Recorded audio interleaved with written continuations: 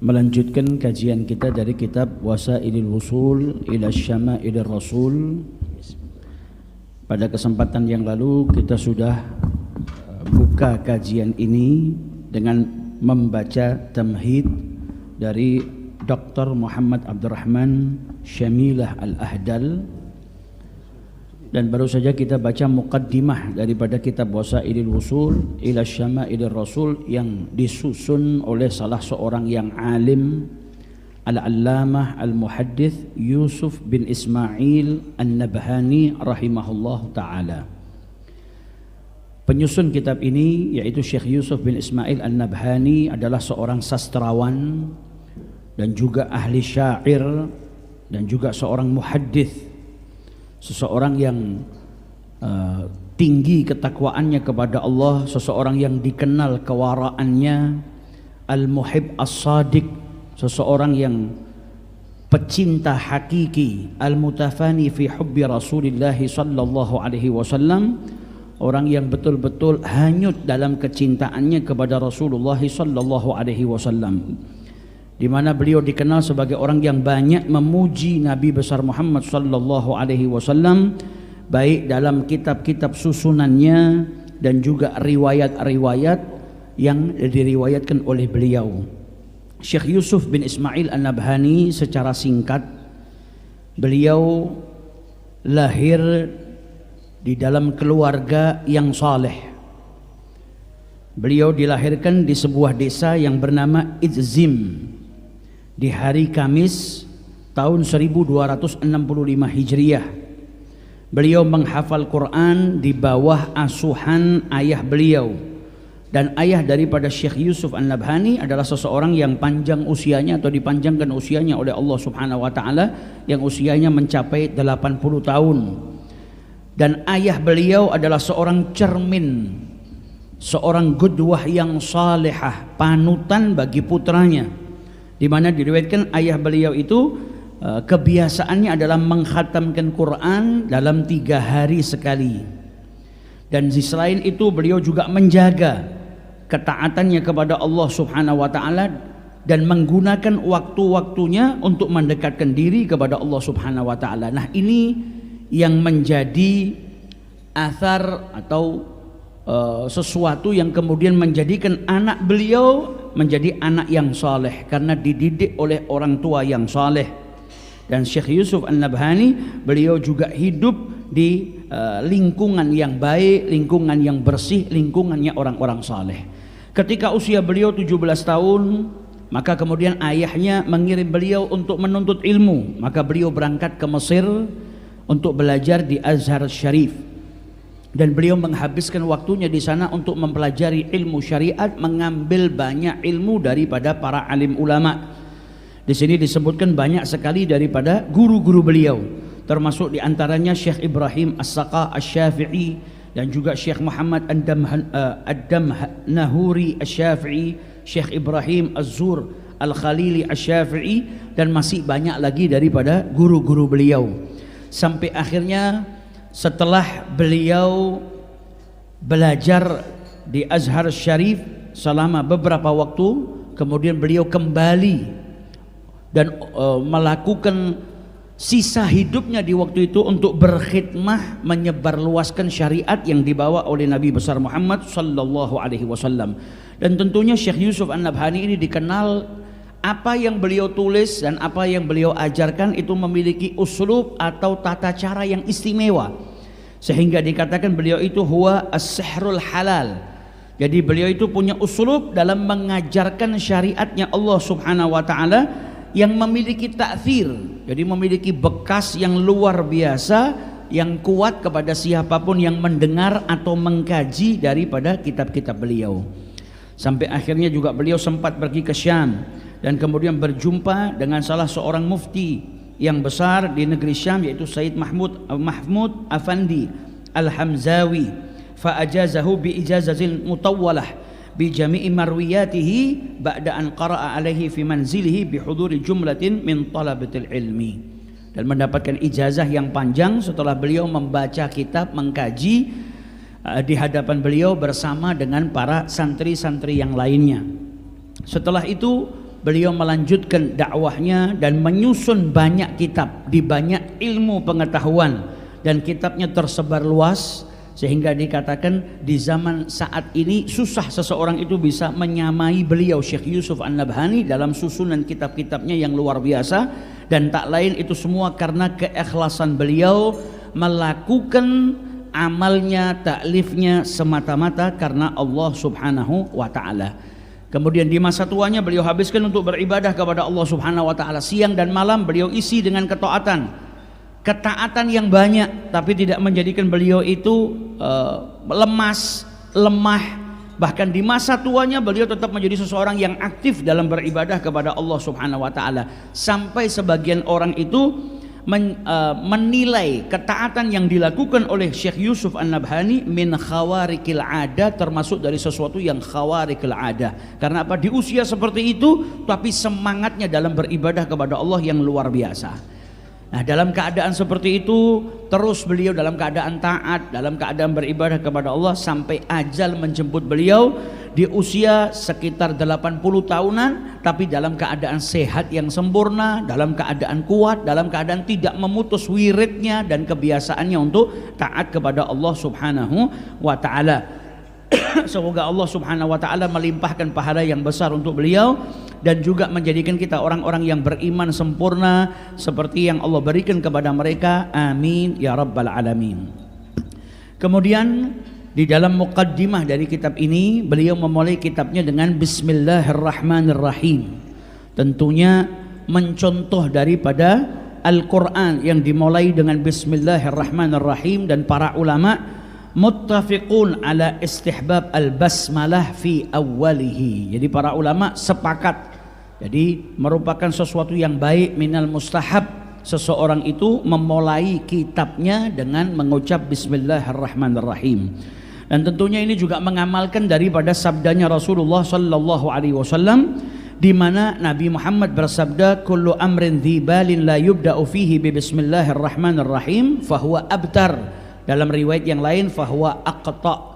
Segala sesuatu yang dianggap baik dalam syariat yang tidak dimulai dengan Bismillahirrahmanirrahim, maka itu qalilun wa naqisun minal barakah. Sedikit keberkahannya, kurang daripada keberkahannya. Maka para ulama setiap kali mereka menyusun kitab, maka mereka memulainya dengan Bismillahirrahmanirrahim. Kemudian dilanjutkan oleh beliau alhamdulillahirabbil alamin, begitu juga dengan memuji syukur kepada Allah taala. Dalam riwayat juga disebutkan kullu amrin dzibalin la yubda'u fihi bilhamdalah, atau dengan memuji syukur kepada Allah taala, maka itu juga merupakan sedikit keberkahannya. Hamdan yuwafi ni'amahu wa yukafi'u mazidah. Puji syukur sebagai muqabil daripada kenikmatan-kenikmatan yang Allah berikan kepada hambanya, wa yudhahi karamuhu, dan juga Allah Subhanahu wa ta'ala memberikan banyak kenikmatan kepada hambanya yang harus dibalas kenikmatan tersebut dengan syukur.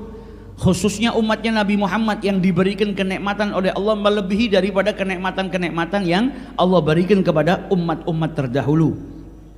Kemudian beliau mengucapkan dua kalimat syahadat, asyhadu alla wa asyhadu alla ilaha illallah al-malikul haqqul mubin wa asyhadu anna sayyidana Muhammadan abduhu wa rasuluhu sayyidul khalqi ajma'in. Beliau bersaksi tiada Tuhan selain Allah Ta'ala dan Nabi Muhammad adalah hambanya dan utusannya yang merupakan pemimpin daripada seluruh makhluk-makhluknya Allah Subhanahu wa Ta'ala. Allahumma salli afdhala salatin wa akmalaha. Kemudian beliau bersolawat kepada Rasulullah dengan solawat yang sempurna, wa adwamaha yang senantiasa, wa ashmalaha yang sempurna yang mencakup seluruhnya, ala sayyidina Muhammadin abdikal ladzi khassastahu bisyadatil amah.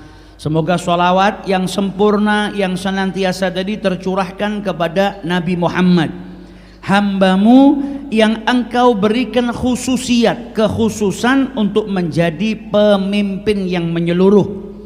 Fahuwa sayyidul alamina alal itlaq, dan beliau Nabi Muhammad adalah pemimpin di alam semesta ini secara mutlak. wa rasulikal ladzi ba'atsahu bi ahsanis syama'il wa awdahid dalail, dan kepada rasulmu yang engkau utus bi ahsanis syama'il, dengan sebaik-baik syama'il atau dengan sebaik-baik akhlakul karim, dan dengan sejelas-jelas dalail atau bukti daripada kenabian Nabi besar Muhammad sallallahu alaihi wasallam. Sebagaimana kita ketahui bagaimana mukjizah-mukjizah yang Allah berikan kepada Rasul sallallahu alaihi wasallam, yang itu menunjukkan begitu nyata dalail nubuwah kenabiannya Nabi besar Muhammad sallallahu alaihi wasallam. Dari mulai bulan yang dibelah, dari mulai pohon yang dipanggil oleh Nabi Muhammad sallallahu alaihi wasallam, Isra wal Mi'raj dan lain sebagainya daripada ad-dalail an-nubuwah. Yang diutus oleh Allah untuk apa? Liyutammima makarimal akhlak, untuk menyempurnakan budi pekerti manusia. Dijelaskan oleh para ulama, di Mekah banyak orang-orang yang berakhlak mulia saat itu, mereka yang berpegang teguh kepada ajaran yang dibawa oleh Nabi Ibrahim. Jadi sisa-sisa orang yang masih berjalan di ajaran yang dibawa oleh Nabi Ibrahim alaihi salatu wassalam. Dan banyak juga orang-orang yang tenggelam dalam kekufuran. Maka Nabi datang untuk menyempurnakan budi pekerti manusia, menunjukkan kepada mereka kesesatannya dan mengajak kepada mereka ke ajaran yang dibawa oleh Nabi besar Muhammad sallallahu alaihi wasallam. Salatan tunasibu ma bainaka wa bainahu minal qurbil ladzi ma faza bihi ahadun. Salawat yang menjadikan kedekatan, menunjukkan juga kedekatan antara Nabi Muhammad dengan Allah Subhanahu wa taala, di mana Nabi Muhammad itu diberikan makanah ar-rafi'ah, derajat yang tinggi oleh Allah taala, yang tidak seorang pun meraih apa yang diberikan oleh Allah kepada Nabi besar Muhammad sallallahu alaihi wasallam. Wa tusyakilu ma ladaikuma minal hubbil ladzi infarada bihi fil azalil abad. Dan bagaimana kecintaannya Allah kepada Nabi Muhammad sallallahu alaihi wasallam. Nah, ini menunjukkan juga derajat beliau yang tinggi. Nanti kita juga akan kaji bagaimana kecintaan Allah kepada Nabi besar Muhammad sallallahu alaihi wasallam. Salatan la ya'udduha wa la yahudduha qalamun wala lisan. Salawat yang enggak bisa terhitung jumlahnya, banyaknya, baik dengan qalam, baik dengan lisan, wala yasifuha wala ya'rifuha malakun wala insan, dan tak seorang pun tahu kadarnya, keutamaannya salawat tersebut, baik itu malaikat ataupun manusia. Jadi menunjukkan azimnya salawat dan banyaknya manfaat yang luar biasa, atau menunjukkan derajat yang tinggi yang tidak diketahui baik oleh manusia maupun para malaikat. Salatan tasudu kafatas salawati kasiyadatihi ala kafatil makhluqat. Jadi beliau menjelaskan azimnya salawat. Jadi salawat yang mengalahkan, jadi keutamaannya melebihi daripada salawat-salawat yang lain, sebagaimana kepemimpinan Nabi besar Muhammad sallallahu alaihi wasallam kepada seluruh makhluk-makhluknya Allah Subhanahu wa taala. Salatan, dan beliau berharap salawat tadi yashmaluni nuruha, cahayanya tadi meliputi diriku, min jami'i jihati, dari seluruh penjuru, fi jami'i awqati, dan sepanjang waktu. Jadi beliau berharap salawat tadi meliputi diri beliau min jami'i jihati, yaitu jihatus sid, baik itu atas, bawah, kanan, kiri, depan, belakang, cahayanya meliputi dan di sepanjang waktu. Wa yulazimu dzarrati fi hayati wa ba'da mamati, dan senantiasa cahaya tadi meliputi dzarrati, yaitu ajza al-badan, tubuhnya, mau kepala, tangan, dan lain sebagainya, baik itu sepanjang hidupku dan juga setelah kematianku. Wa ala alihil adhar, dan juga salawat dan salam tercurahkan kepada keluarga beliau yang suci. Wa ashabihil akhyar, dan sahabat-sahabat beliau. Wa sallim tasliman katsiran, dan semoga salam juga tercurahkan kepada mereka. Amma ba'du, faqad khatara li an ajma'a kitaban aj'aluhu wasilatan li bulughi min ridhallahi ta'ala wa rasulihi al-maram. Beliau mengatakan, telah terbesit di dalam benakku untuk menyusun sebuah kitab yang aku jadikan perantara untuk sampainya diriku atau mendapatkan keridhaan daripada Allah Subhanahu wa taala dan juga dari Rasulullah sallallahu alaihi wasallam. Jadi tujuan beliau menyusun kitab ini atau keinginannya pertama untuk menyusun sebuah kitab agar bisa sampai kepada ridhonya Allah, agar bisa mendapatkan ridhonya Allah dan Rasulnya. Wa dzalika ghayatul matalib wal maqasid. Jadi tujuan utamanya ini bukan untuk dibilang alim, bukan untuk dibilang orang berilmu atau orang yang ahli dalam menyusun kitab, enggak. Pertama kali terbesit di dalam benaknya untuk menyusun sebuah kitab tujuannya agar mendapatkan keridhaan Allah dan juga ridhonya Nabi besar Muhammad sallallahu alaihi wasallam.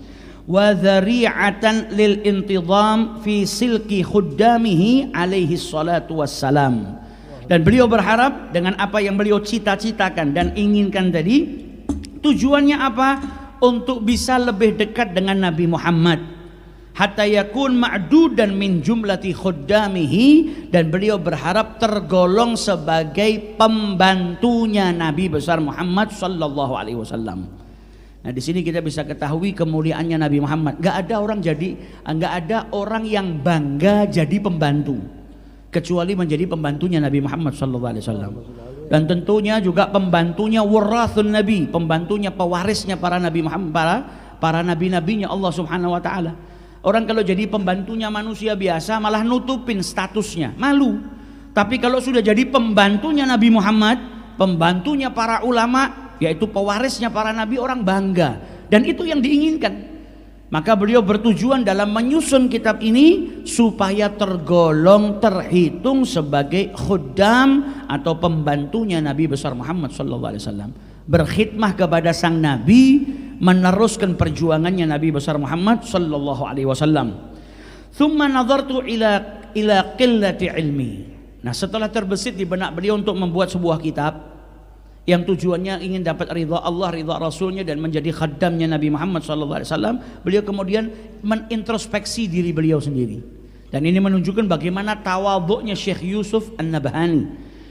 Beliau katakan, kemudian saya memandang, menintrospeksi diri saya dan melihat sedikitnya ilmu saya, wa dha'fi fahmi, dan lemahnya pemahamanku, wa kathrati dunubi, dan banyaknya dosaku, wa wafrati uyubi, dan banyaknya cacatku atau aibku, fa ahjamtu ihjama man arafa haddahu fa waqafa indahu. Dan beliau kemudian ketika menyadari kalau dirinya itu serba kurang, ilmunya sedikit, pemahamannya lemah, kemudian dosanya banyak, aibnya banyak, akhirnya beliau berhenti, seperti berhentinya seseorang yang mengetahui keterbatasan dirinya, padahal ilmunya luas, padahal seseorang yang alim luar biasa. Tapi orang yang alim, betul-betul alim, pasti memiliki sifat tawadhu, yang memandang dirinya serba kurang dan menganggap dirinya lebih mulia daripada orang lain. Maka kemudian beliau berhenti. Kemudian beliau teringat, thumma takhartartu, beliau teringat sa'atal karam, kedermawanannya Allah Subhanahu wa taala. Dan beliau ingat juga wa kauni min ummati hadzal nabiyil karim, dan saya itu umatnya Nabi besar Muhammad sallallahu alaihi wasallam. Allah itu maha dermawan, dan saya itu tergolong daripada umatnya Nabi Muhammad sallallahu alaihi wasallam. Fa aqdamtu iqdamat tifli alal abi syafiq al halim. Maka kemudian beliau mengaplikasikan cita-citanya. Tadi kepingin nyusun sebuah kitab, tapi beliau sempat berhenti karena menganggap dirinya kurang pantas. Beliau menganggap dirinya banyak dosa, banyak salah, banyak kurang ilmunya. Maka kemudian ketika teringat dengan kedermawanannya Allah Ta'ala, dan beliau itu bagian daripada umatnya Nabi Muhammad, akhirnya beliau memberanikan diri untuk mengaplikasikan niatnya tadi, dan beliau maju seperti majunya seorang anak kepada ayahnya yang senantiasa sabar, tidak mudah marah kepada anaknya. Nah, ini uslub yang luar biasa. Seorang anak mungkin salah, tapi anak kalau salah di hadapan orang tuanya, ya kalau orang tuanya marah, marahnya buat ta'dib. Maka beliau dengan segala kekurangan yang beliau akui tadi, saya tetap akan melakukan itu seperti seorang anak yang maju kepada ayahnya, yang sayang, yang halim, yang bijak, yang tidak mudah marah atas kesalahan anaknya. Setelah beliau mendengar firman Allah Ta'ala, laqad ja'akum rasulun min anfusikum azizun alaihi ma anittum harisun alaikum bil mu'minina raufur rahim. Jadi beliau akhirnya kemudian memberanikan diri untuk melakukan apa yang beliau niatkan. Kemudian beliau sebutkan fakam min a'rabiyyin fadmin, berapa banyak daripada orang-orang Arab Badui, orang-orang Badui fadmin, yaitu orang-orang yang memiliki watak yang keras, yang mungkin kurang adabnya karena kurangnya pengetahuan. La adaba lahu wala fahma, adabnya enggak ada, pemahamannya juga kurang. Sebagaimana pada kesempatan yang lalu kan kita sudah baca tamhid dari Dr. Muhammad Al-Ahdal. Jadi orang-orang yang menggambarkan fisiknya Nabi Muhammad itu dari golongan para sahabat, dari dua golongan para sahabat. Anak-anak kecil yang memang belum tahu haknya Rasul yang harus mereka penuhi, anak-anak kecil yang pengetahuannya belum seperti para sahabat yang lain yang sangat ta'zim kepada Nabi Muhammad, atau orang-orang Arab Badui yang adabnya masih belum sempurna, belum tahu hukuk yang harus mereka tunaikan di hadapan Nabi. Nah, mereka-mereka ini yang kemudian banyak meriwayatkan tentang bagaimana fisiknya Rasulullah SAW. Berapa banyak orang Badui yang datang kepada Nabi Muhammad adabnya kurang, dan seseorang yang wataknya keras, pemahamannya juga kurang. Wala agla lahu wala ilma, ya ini nggak punya pemahaman, nggak punya ilmu, wala karama wala hilma. Jadi orang yang kurang adabnya lah, ilmunya kurang, adabnya kurang. Dan mereka datangin kepada Nabi Muhammad SAW, qabala janabahu asyarif bima ghadhiba lahu al-makan waz-zaman. Dan kemudian mereka berinteraksi dengan Nabi Muhammad, bicara dengan Nabi Muhammad yang bikin marah tempat dan waktu. Karena apa ya? Tentunya ada hurumatun Nabi, ada kemuliaan-kemuliaan Nabi yang mereka tidak hormati, ya karena kebodohan mereka, kekurangan mereka, kurangnya adab kepada Nabi SAW. Nah, seperti orang-orang yang kemudian nyakiti Nabi, atau ada orang Arab Badui yang kemudian ketika minta sama Nabi Muhammad, dia mintanya apa? Berikan saya dari hartanya Allah, bukan dari hartamu. Kemudian sebelum minta narik selendangnya Nabi yang kasar sampai melukai lehernya Nabi Muhammad SAW. Ini karena kurangnya pengetahuan, akhirnya mereka tidak menjaga adab dengan Rasulullah SAW. Sampai dikatakan al-makan wa zaman yaghdab. Perbuatannya itu menjadikan layak kalau tempat kejadian tersebut, waktunya itu marah kepada mereka. Wa khatabahu bima abasa lahu wajhus sayf wahtadda lahu lisanus sinan. Yang mana ketika mereka berinteraksi dengan Nabi Muhammad SAW itu bikin pedang-pedang semuanya terhunus, atau anak panah itu mengarah kepada dirinya. Ini menunjukkan ya tentunya orang-orang yang tahu kemuliaannya Nabi Muhammad marah ketika ada orang yang tidak hormat kepada Rasulullah SAW. Jadi gambaran-gambaran ini menunjukkan ada orang-orang dari orang Arab Badui yang ketika berjumpa dengan Nabi Muhammad tanpa adab, bicaranya itu bikin marah, layak untuk mendapatkan amarah. Karena apa? Kehormatannya Nabi mungkin diterjal oleh mereka. Tapi apa jawaban Nabi Muhammad? Bagaimana Nabi Muhammad ketika berinteraksi dengan orang-orang yang tidak memiliki adab tadi, atau bahkan berbuat buruk kepada Rasulullah SAW? Fakana jawabahu al-ighdha wal afu amman asa. Jawabannya Nabi Muhammad apa? Diam. Nabi nggak balas keburukan mereka dengan keburukan.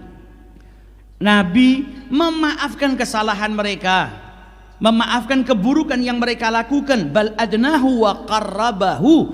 Bukan hanya dimaafkan, bukan hanya Nabi nggak balas keburukan, bukan hanya Nabi diam, bukan hanya Nabi Muhammad memaafkan, tapi malah orang-orang seperti itu didekati oleh Nabi Muhammad SAW. Jadi dibalas dengan akhlak yang luar biasa. Wa ma lamaha wala annabahu. Nggak dicela sama Nabi Muhammad. Nabi Muhammad nggak balas keburukan mereka dengan keburukan, karena Nabi Muhammad itu sahib khuluqul azim. Jadi akhlaknya Nabi Muhammad dipuji oleh Allah dalam Al-Quran, wa innaka la'ala khuluqin azim. Nabi Muhammad itu suri tauladan, akhlaknya dicontoh. Makanya ketika ada orang berbuat buruk kepada Nabi, Nabi nggak balas keburukan orang tersebut dengan keburukan. Karena kalau ada orang yang berbuat buruk, Nabi kemudian membalas dengan keburukan, berarti Nabi nyontoh akhlaknya dia. Tapi Nabi Muhammad akhlaknya yang dicontoh, maka nggak dibalas dengan keburukan, tapi Nabi mencontohkan budi pekerti yang luhur, sehingga tadi yang akhlaknya buruk mencontoh akhlaknya Nabi Muhammad Sallallahu Alaihi Wasallam. Nah, orang yang seperti itu sama Nabi nggak dibalas. Orang yang seperti itu dimaafkan sama Nabi. Orang yang seperti itu bahkan didekati oleh Nabi Muhammad SAW, gak dicela oleh Nabi Muhammad SAW.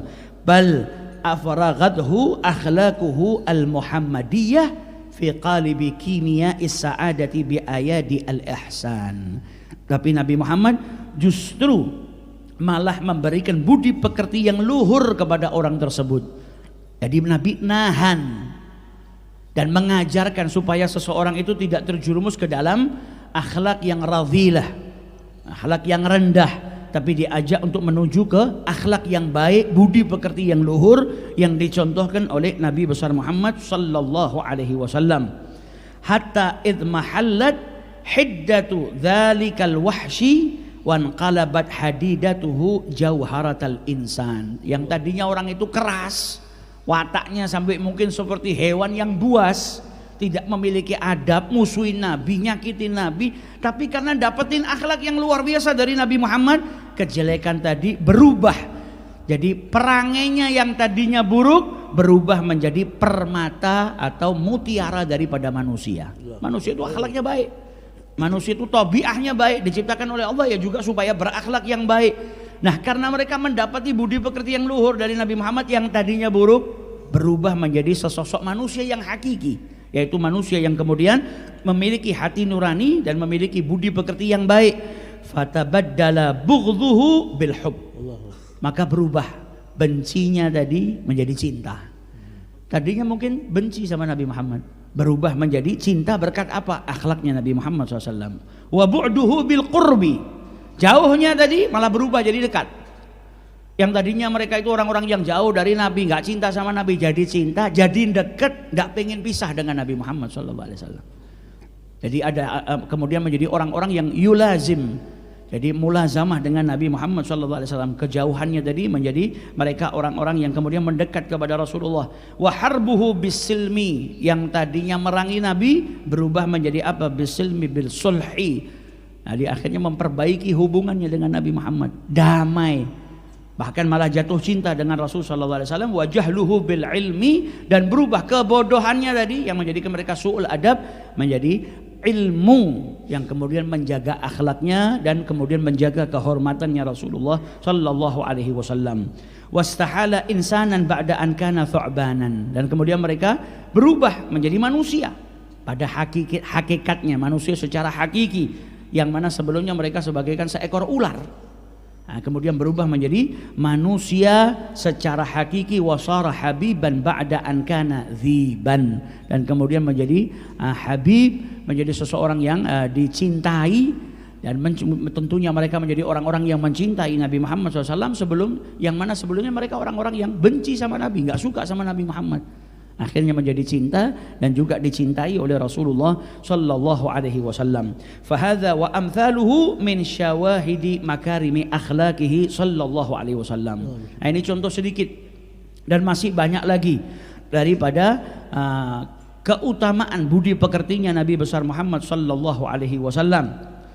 Yang mana beliau katakan di sini, at'amani bi imkani qabuli fi jumlati khadamihi, yang itu mendorong beliau, menjadikan beliau ingin diterima menjadi bagian daripada pembantunya Nabi besar Muhammad sallallahu alaihi wasallam. Wa dukhuli fi idadi hasyamihi, dan menggolongkan beliau sebagai bagian daripada orang-orang khusus. Orang-orang khusus yang tentunya orang-orang yang dekat dengan Nabi Muhammad sallallahu alaihi wasallam. Wala yab'udu an sa'ati karamillahi ta'ala an yahaba li ikraman li rasulih fawqa ma ammaltuhu minar ridha wal qabul. Dan beliau berharap, dan bukan sesuatu yang mustahil juga, atas kedermawanannya Allah subhanahu wa ta'ala, Allah memberikan kepada beliau sebagai bentuk ikramnya Allah juga kepada Rasulullah sallallahu alaihi wasallam, di atas yang saya harapkan daripada keridhaan dan kabul dari Allah taala. Jadi beliau berharap apa yang beliau susun tadi mendapatkan sesuatu di atas harapannya. Harapannya seseorang dapat ridha, dapat kabul dari Allah, beliau berharap di atas itu. Karena apa? Kedermawannya Allah taala. Dan karena apa? Kemuliaan yang Allah berikan kepada Nabi besar Muhammad sallallahu alaihi wasallam. Oleh karena itu beliau kemudian bertawakal. Wa ana katawakkaltu alaihi subhana. Bertawakal untuk apa? Menyusun kitab yang tadi beliau inginkan, beliau cita-citakan. Wa qabadtu qabdatan min athari Rasul fajama'tu hadzal kitab min atharihi fi syama'ilihi asy-syarifah sallallahu alaihi wasallam. Kemudian beliau kumpulkan atau beliau susun sebuah kitab yang menjelaskan tentang mahasinihi, kebaikan-kebaikan daripada syama'ilnya Nabi besar Muhammad sallallahu alaihi wasallam. Dan kemudian beliau jelaskan di dalam kitab ini, beliau masukkan semua syama'il yang diriwayatkan oleh Al-Imam Al-Hafidh Abu Isa Muhammad bin Isa At-Tirmidzi radhiyallahu taala anhu.